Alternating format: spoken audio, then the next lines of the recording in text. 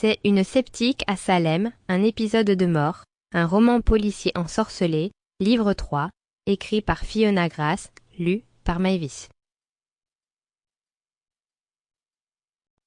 Chapitre 1. Mia. Bold appliqua un masque au thé vert sur son visage. Elle essayait encore de purifier ses pores après l'excursion de la veille, où elle avait passé l'après-midi à parcourir le marais de Hockomock.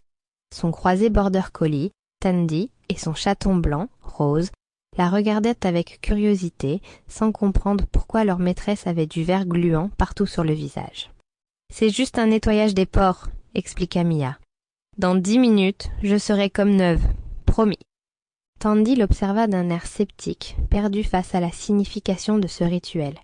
La veille, Mia et Tandy étaient allés faire du repérage pour son podcast et potentielle future émission télé, Cloche, livres et bougies. Mia avait conduit pendant 1h30 vers le sud de Salem, Massachusetts, pour se promener dans une zone obscure appelée le Marécage du Diable, qui faisait partie du triangle de Bridgewater, un foyer d'activité paranormale notoire. Une demi-douzaine de lectures d'ondes électromagnétiques plus tard, Mia et Tandy étaient rentrés à la maison, couverts de boue, de piqûres d'insectes et de coups de soleil, malgré le temps frais. Même avec l'inconfort dû à la situation, ça avait été une belle journée.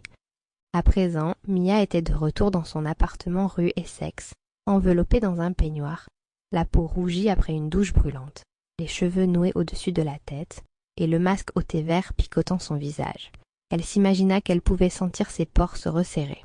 Mia alla à la cuisine, prit un café et se dirigea vers son bureau en enjambant des dossiers et en se frayant un chemin entre les nombreuses piles de livres éparpillés sur le sol du salon.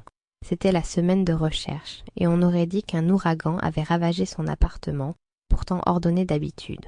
Il y avait aussi le fait qu'elle et Tandy avaient laissé des empreintes de pattes et de bottes boueuses partout après leur journée dans le marais.